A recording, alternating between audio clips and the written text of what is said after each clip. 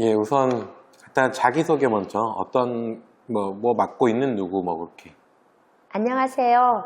저는 충남 다문화가족지원 거점센터장을 맡고 있으며 함께 일하고 있는 기관은 충남 외국인 주님 통화지원 콜센터와 천안시 다문화가족 센터장을 맡고 있습니다.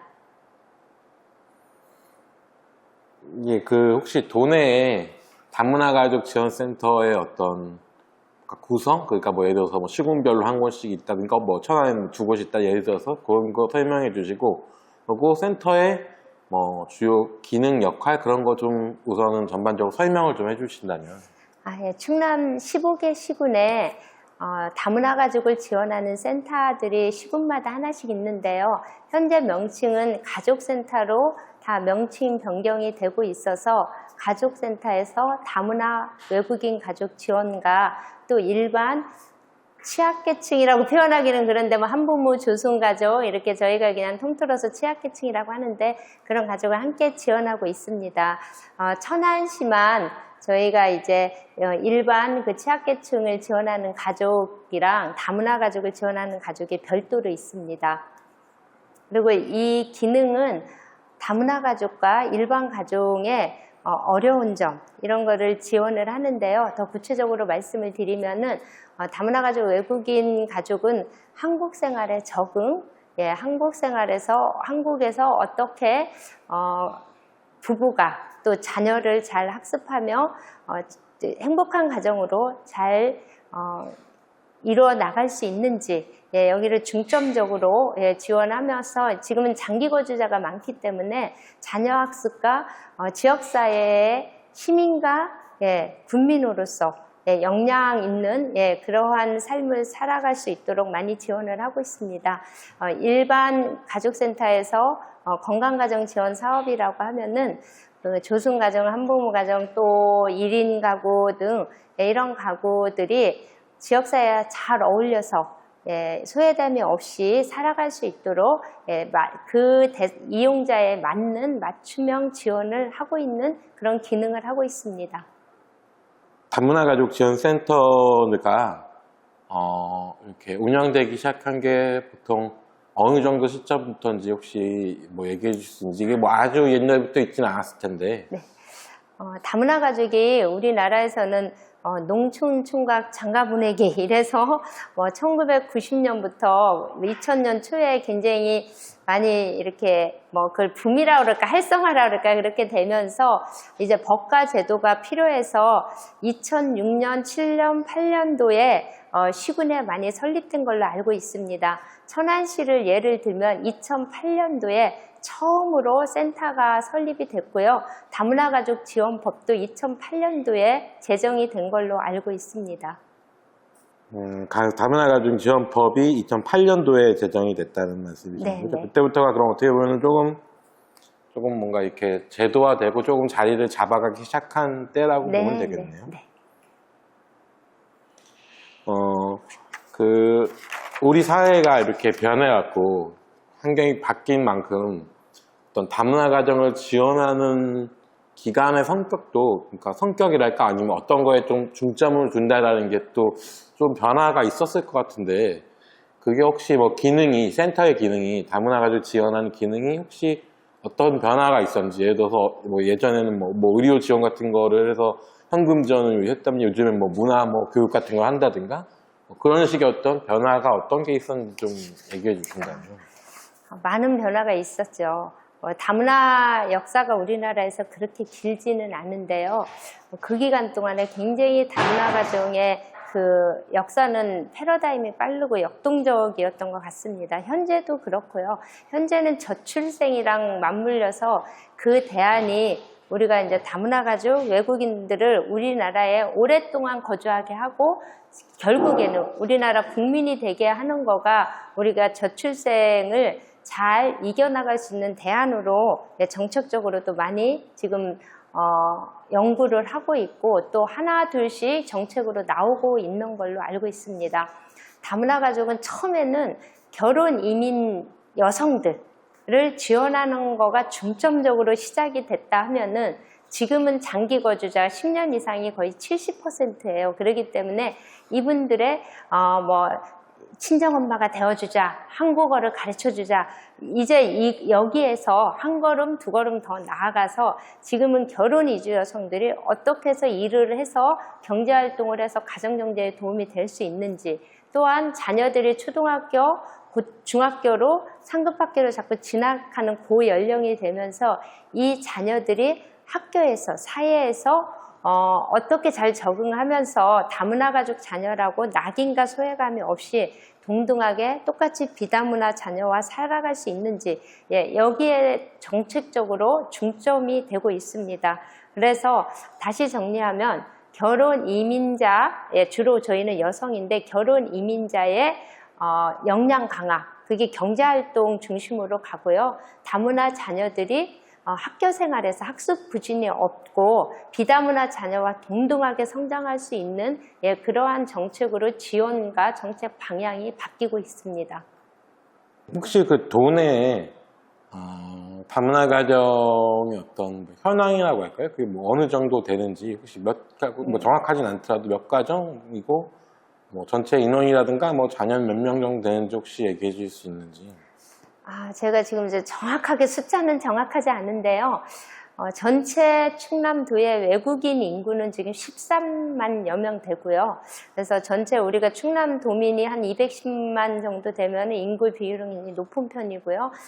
거기에서 다문화 가족은 지금 10,000가구가 넘는 걸로 알고 있거든요. 그래서 12,000가구 정도 되는 걸로 아는데 최근 통계는 요즘에 외국인 가족이 굉장히 많이 유입되기 때문에 최근 통계는 아마 그보다 더 될 것 같습니다. 다문화 자녀는 7천 명 이상 되는 걸로 알고 있습니다. 조금 전에 그 다문화 가정 자녀들에 대해서 이제 상급 학교로 진학하셔야 돼. 그들이 이제 진짜 우리 공동체 일원으로 살아가게 지원해 주는 게 요즘 센터의 중요 역할이라고 하셨는데, 다문화 가정의 자녀 같은 경우에 지금 일반 학교에서는 그냥 이렇게 그냥 내국인들하고 같이 이렇게 계속 성장을 해서 교육하게 되는 건가요? 아니면 어느 정도까지는 분리가 되는 지금은 그런 건가요? 우리가 이제 통칭이 다문화 가족 자녀 그러면은 두 가지 타입이 있는데 보통 한 가지로 많이 생각을 하거든요. 보통 일반 시민들이 생각하는 거는 이 다문화 가족 자녀 아이들이 외국인이고 한국말에 어려움을 겪고 있을 거다 이렇게 많이 생각을 하더라고요. 그런데 한국에서 태어난 아이들, 부모 중에 한 사람만 외국인이고 한 사람은 한국 사람이고 이 아이도 한국에서 태어난 아이야. 그러면은 저희가 그걸 법적으로 다문화 가족이라고 해요. 그래서 이 아이들은 한국어에 큰 어려움이 없어요. 그래서 한국에 지내는 것도 어려움이 없는데 다만 부모 중에 한 사람이 외국인이기 때문에 어떤 부모로부터 받을 수 있는, 어려서부터 받을 수 있는 한국어에 대한 문장력에 대한 고급 문장력 이런 거에는 조금 가정 내에서 지원받는 게 부족할 수 있겠죠. 그래서 그거가 또 학습 부진으로 이어지는 경우도 있고, 그런데 그거보다 이제 정말 지금 학교에서 학생들의 어려움을 겪는다는 거는 중간에서 한국에서 태어나지 않고 중간에 한국으로 온 아이들이에요. 그래서 이걸 저희는 중도 입국 자녀라고 부르는데 이 중간에 한국에 와서 학교에 가서 학교 생활을 하는 아이들은 재혼 가정의 다문화 가정 이 또 한 텀이 있고요. 또 한 부류는 그 동포들 그래서 고려인이라 해서 지금 굉장히 많이 들어오고 있는데요.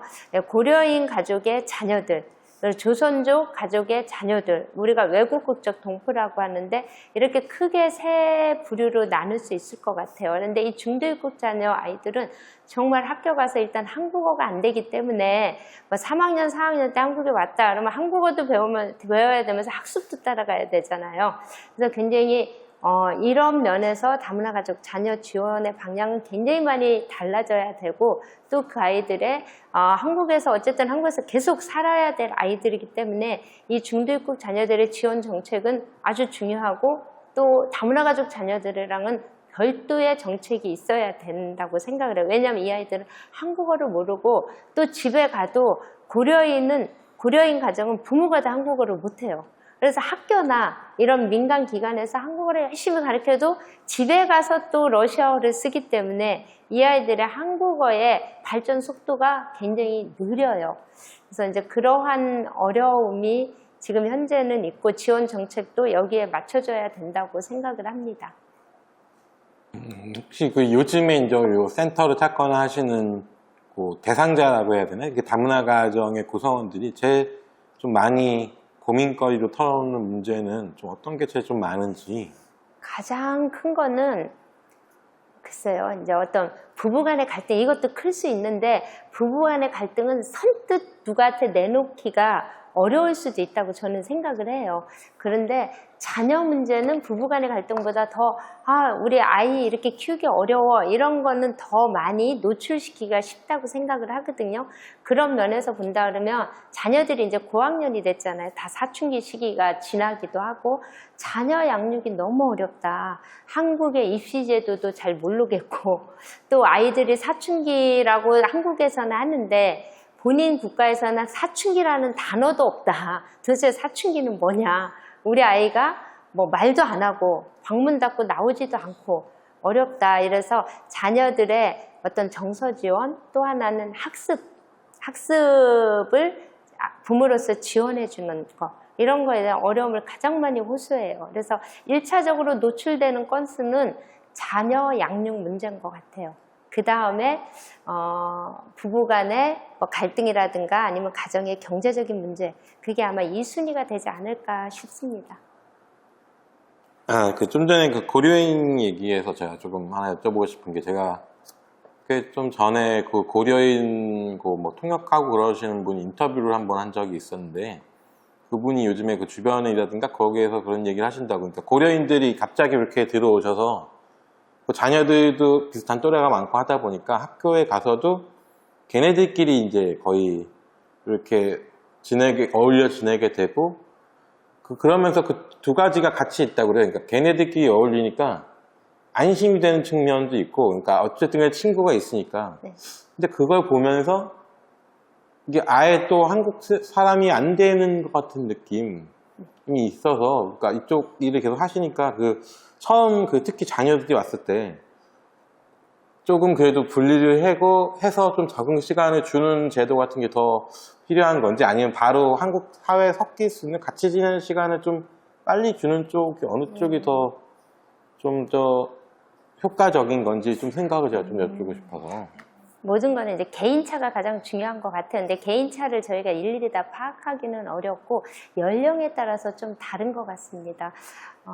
어린 연령이라 그러면 바로 그냥 어울리게 해도 아이가 받는 스트레스도 조금 작고 물론 스트레스는 받겠죠. 그런데 좀 고연령보다는 작을 수 있고 적응도 굉장히 빠르고 이 적응이라고 하면 일단 한국어의 소통이거든요. 뭐 친구와 또래와도 한국어가 돼야 어울릴 수 있잖아요.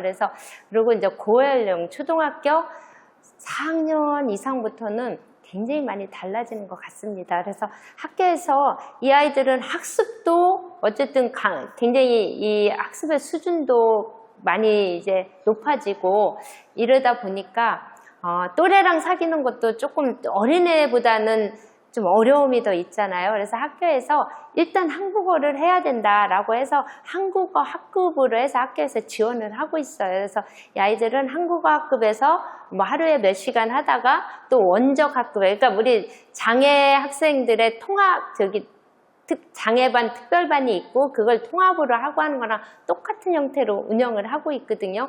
그래서 그거를 분리와 낙인이라고 말을 하기보다는 맞춤형 지원이라고 얘기를 할 수 있을 것 같아요. 학교에서도 가급적이면 이 아이들이 별도로 하지 않고 원적 학급에 들어와서 공부하기를 원하고 그걸 지향하는데 한국어가 하나도 안 되다 보니까 일정 기간 한국어 되는 기간에는 한국어 학급에서 하다가 또 오후 반 되면 무슨 수업에는 뭐 체육 수업에는 또 들어오게 하고 그런 방법으로 해서 아이가 한국어가 조금 익숙해지면 아예 이제 학급에서 공부할 수 있도록 지금 이제 전국적으로 학교에서 그렇게 지원을 하고 있습니다. 그런데 이제 아예 외국인 자녀가 많은 뭐 충남을 예를 들면 아산의 신창이나 둥포는 그 신창초등학교에 외국인 자녀, 거의 이제 고려인 러시아 국가의 자녀들이 지금 거의 60% 이상인 것 같아요. 50% 넘었다는 얘기를 제가 한참 전에 들었거든요. 그러다 보니까 이 학교의 중점이 어디로 가야 되는 건지, 러시아 학생 위주로 가야 되는 건지 이런 어려움도 있다고 하더라고요. 그래서 어쨌든 뭐 분리 낙인 이런 거보다는 한국어가 익숙해질 때까지는 한국어를 중점적으로 할 수 있는 방법은 필요하다. 저희가 외국에 가면 그 나라 언어를 먼저 배워야지 적응할 수 있는 거와 마찬가지 시스템이라고 생각을 합니다. 그러니까 우리가 뭐 반대도 저희가 뭐 유학 같은 거 갔을 때 우선은 어학원이나 그런 랭귀지 스쿨 먼저 네, 한 학기 정도 하고 본 수업 들어가는 것처럼 네. 같은 개념으로 좀 지금 이해를 하면 되는 네, 문제인 그렇게 거죠? 하고 있고요, 학교에서. 아까 처음에 말씀해 주셨잖아요. 청남 그 거점센터장도 맡고 계시고 천안센터도 같이 맡고 계시잖아요. 네. 혹시 천안센터에서 혹시 뭐 이렇게 운영하는 프로그램 중에 이런 것들이 조금 효과가 괜찮았다라고 혹시 뭐 소개할 만하신 거 있으면 좀 하나 정도 얘기해 주신다면.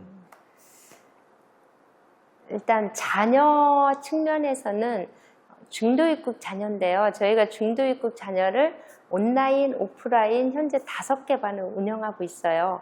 그래서 센터에 직접 오기 어려운 그런 학생들은 온라인으로 한국어 수업을 하고 직접 올 수 있는 학생들은 오프라인으로 하는데, 이 중도 입국 자녀들을 저희 센터에서 이 사업을 안 해도 되거든요. 사업비가 나오는 것도 아니에요.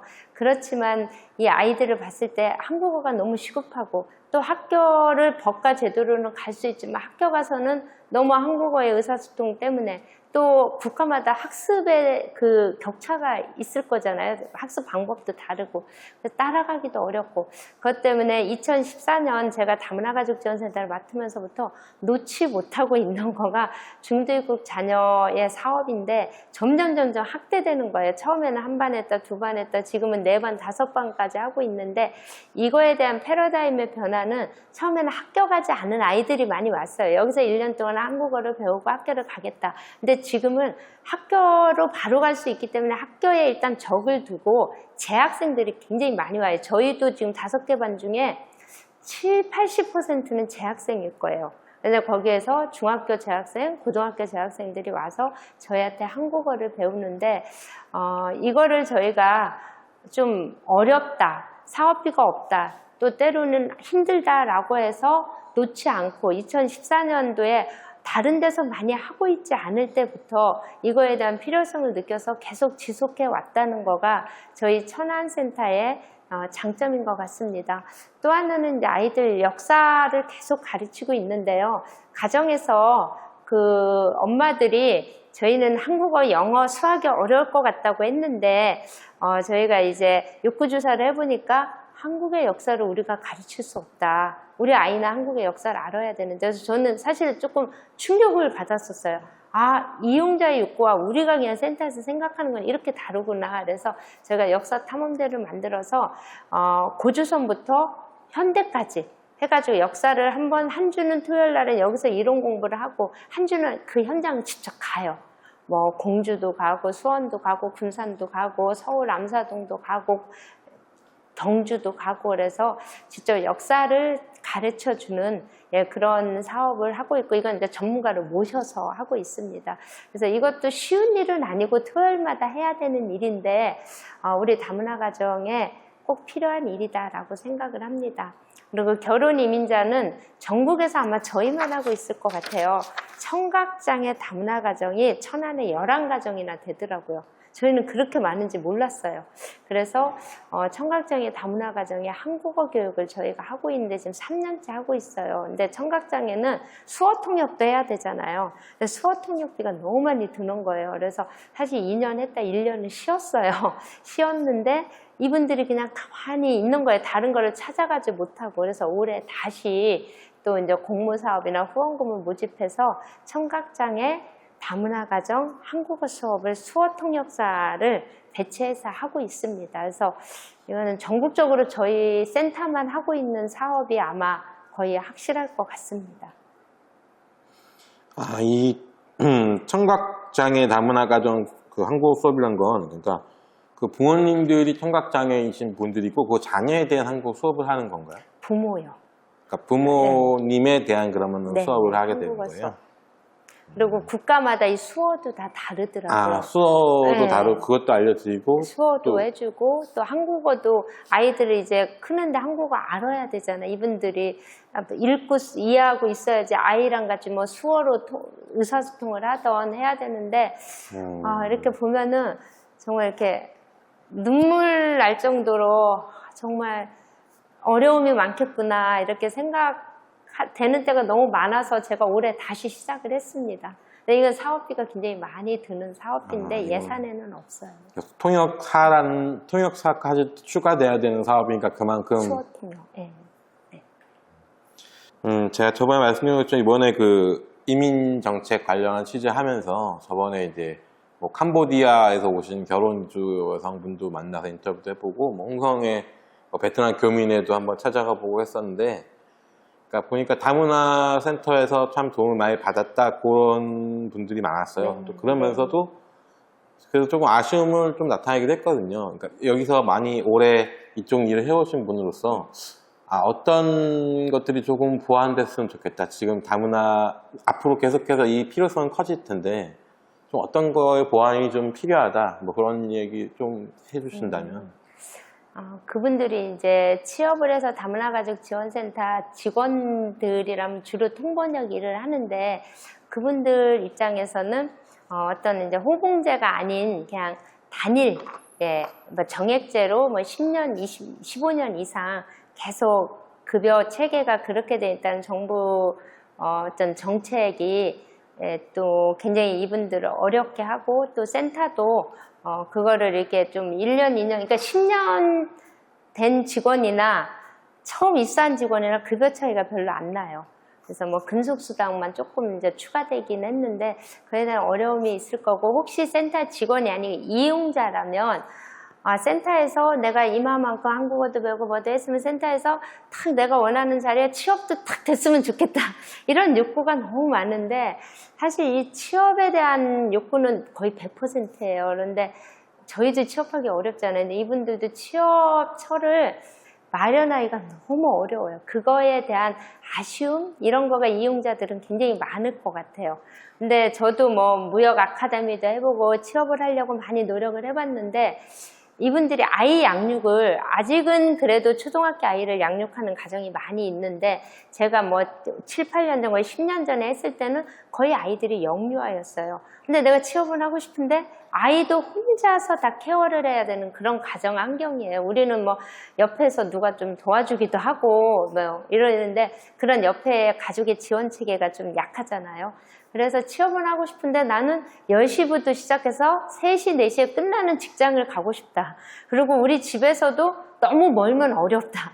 이러다 보니까 취업처가 더 없는 거죠. 결국은 알바, 할 수 있는 그런 취업처 밖에는 본인도 선택할 수 없는 환경이고 또 컴퓨터나 한국어 능력도 많이 키워야지 어떤 사무직이나 이런 데 일할 수 있고 이런 이제 더 갖추어야 될 것도 많이 있고 본인의 가정 환경상 취업을 하기에도 어려운 구조를 많이 갖고 있고 이제 이러한 어려움이 많아서 만약 이용자가 좀 아쉬움이 있다 그러면 센터에서 좀 취업도 시켜줬으면 이런 거가 1순위가 아닐까 이렇게 생각이 됩니다.